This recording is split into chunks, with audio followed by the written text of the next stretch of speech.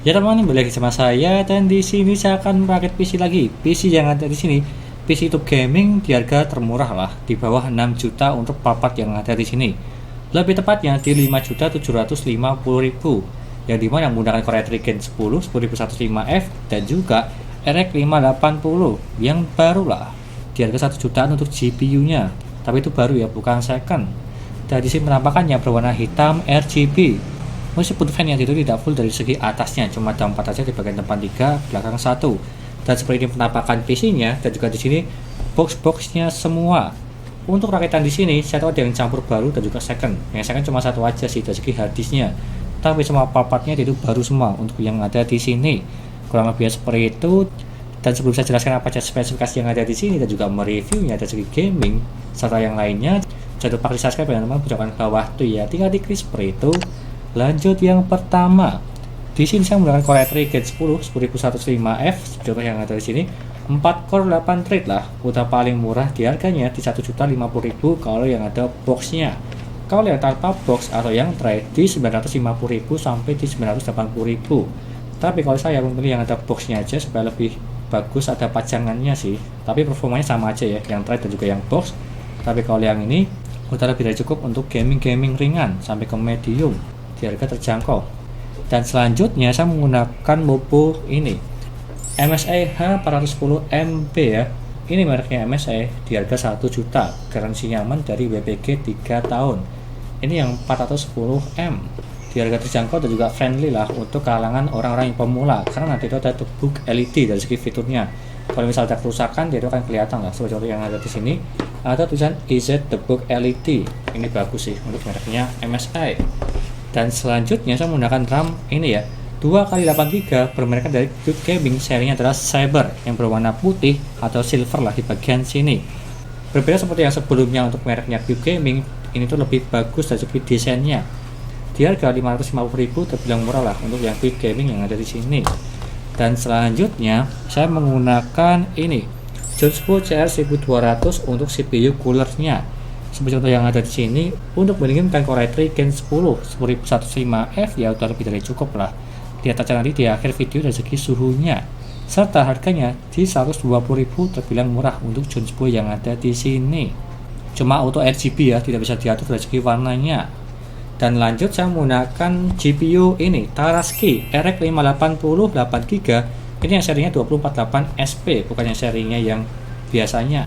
Udah saya tancapkan di bagian sini, dia itu ada heatsinknya juga di bagian atas, backpadnya dia itu bagus, butuh 8 pin power, dan juga dia itu dual fan ya, agak tebal dari segi GPU-nya, di harga 1.300.000 untuk yang bermerek dari Taraski. Apakah worth it atau tidak, dan juga bagus atau tidak, disandingkan dengan Core i3 Gen 10, lihat aja nanti dari segi pengujian gamingnya. Terbilang murah ya untuk yang ada di sini, garansinya 1 tahun. Dan lanjut saya menggunakan ini SSD NVMe dari Cube Gaming. Ini ada serinya Pinnacle ya, ada tulisannya baru kali ini sih. Dan dia tuh di harga 400.000 kalau nggak salah, yang 512 GB NVMe. Udah saya tancapkan di bagian dalam tengah sini, karena MOPO-nya itu support NVMe, jadi aman lah untuk ini. Udah lebih dari cukup untuk software dan juga Windows serta di beberapa game aja. Dan juga tambahan saya menambahkan harddisk juga 500 GB di bagian dalam sini, kelihatan sih dari atas ya. Harganya 150.000, ini tuh second ya, bukan baru. Kalau baru dia itu tidak ada untuk serinya 500 GB, kebanyakan di reverse ping ya. Tapi aku lebih menyarankan untuk membeli second daripada reverse ping. Meskipun harganya lebih mahal dari segi second ya daripada reverse ping. Dan saya tancapkan di bagian sini. Dan lanjut saya menggunakan power supply ini United Power, mereknya dari Aerocool, garansi DTG, dia itu aman, yang dimana 500 watt 80 plus watt di harga 460.000. Udah lebih dari cukup lah untuk yang ada di sini untuk mengangkat Core i3 Gen 10 dan juga RX 580, karena full loadnya tidak sampai di 250 watt kalau nggak salah. Lihat aja nanti di akhir video dari segi pengujiannya. Dan lanjut saya menggunakan casing ini Cube Gaming Swans, yang dimana dia itu berwarna hitam dan juga dia itu tipenya MATX, ada power supply cover di bagian sampai sini. Dia tuh yang free 4 fan ya. Kalau yang 4 fan free nya itu di harga 510.000. Tapi kalau yang standar biasa yang free fan 3 fan dia itu di harga 480.000. Tapi yang 4 fan di 510.000 ya sama aja sih. Jadi ini sudah sepaket lah, 4 fan udah saya tancapkan di bagian sini. Di bagian depan 3, belakang 1. Untuk sirkulasi udara dia itu bagus dan cukup lah. Kalau misalnya pengen lebih bagus, silahkan tambah aja fan di bagian atas ini. Ada 2 slot lagi. Kurang lebihnya seperti itu, dan juga papat yang tadi saya sebutkan apakah worth it atau tidak. Harga di bawah 6 juta, di 5.750.000 untuk gaming ya sangat cukup sih. Di atasnya nanti habis ini dari segi reviewnya menggunakan Core i3 Gen 10 dan juga RX 580 yang ada di sini. Itu aja dari saya, lanjut ke reviewnya. Yo.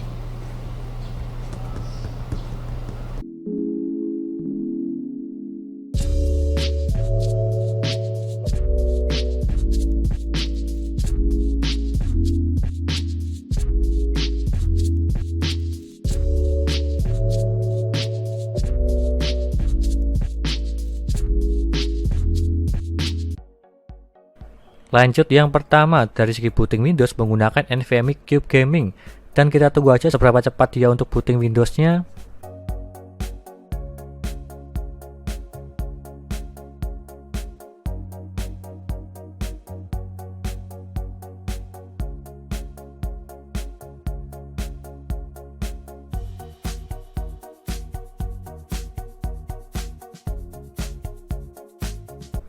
Dan dia mendapatkan di 24 detik, terbilang agak lama kalau yang ini. Standarnya NVMe di 15 sampai di 20 detik, tapi kalau yang ini di 24 detik agak lama, tapi masih nggak masalah sih, di bawah 30 detik untuk yang ini. Dan terkadang di berbeda PC berbeda kecepatan, meskipun sama-sama menggunakan SSD NVMe yang sama, NVMe Cube Gaming. Lanjut ke HD Sentinel untuk mengecek performa, kesehatan serta suhunya dari segi SSD maupun harddisknya. Yang pertama SSD-nya dulu, dia tuh 100% semua dan juga node-nya perfect, serta suhunya di 42 derajat, terbilang ini standar lah untuk kalangan NVMe. Tidak bisa dibilang panas, tidak bisa dibilang dingin, ya standar pada umumnya lah untuk yang ini. Dan kalau harddisknya dia itu juga sama 100% semua dan juga node-nya dia itu perfect, serta suhunya di 29 derajat, terbilang ini dingin, di bawah 30 derajat menggunakan harddisk second. Lanjut ke Crystal Disk Mark untuk mengecek kecepatan NVMe Cube Gaming. Untuk membacanya mendapatkan di 1797 serta menulisnya di 1662. Dan jika kita bandingkan yang ada di website, dia tuh up to-nya 2100 per 1700. Kalau kita bandingkan, dia tuh kurang semua.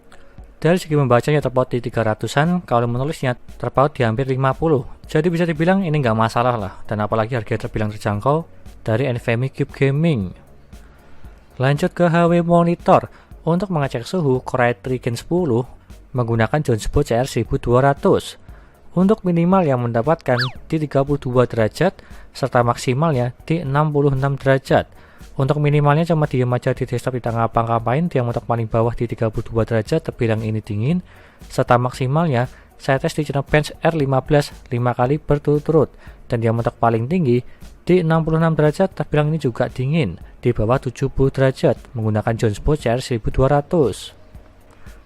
Lanjut ke gamingnya, yang pertama GTA 5 settingan 1080p dan juga settingan high mendapatkan di 93 fps. Ini pun juga masih aman lah, di settingan high masih mendapatkan di atas 60 fps menggunakan RX 580. Dan kalau misal di game GTA roleplay ya juga masih bisa lah, apalagi di settingan normal bukan di settingan high. Lanjut ke RDR2 settingan 1080p dan juga settingan medium mendapatkan di 54 fps.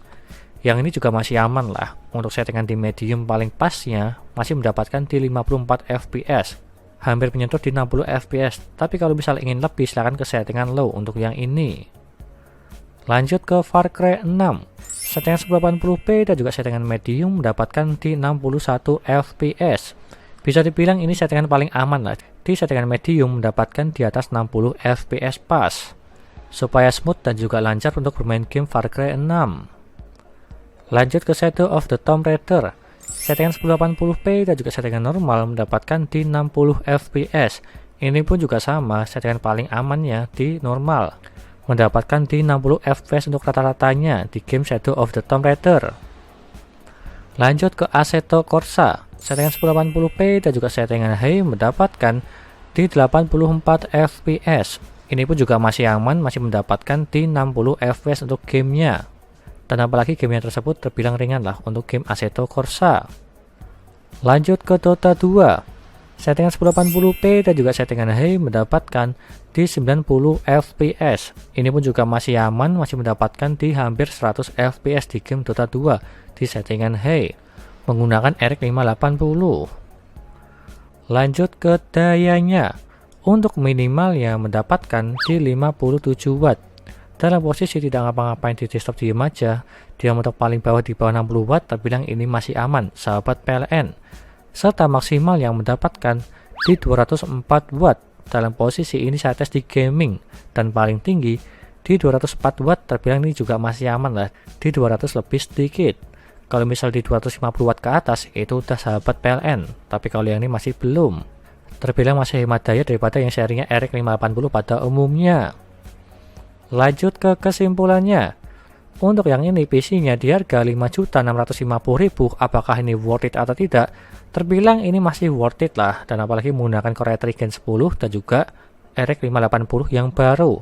Dan kalau semisal ingin lebih bagus, silahkan cari GTX 1660 Super yang second. Tapi ingat, ada beberapa part PC yang harus dikorbankan supaya bisa mendapatkan di GTX 1660 Super yang second. Dan apalagi di bawah 6 juta untuk yang ada di sini.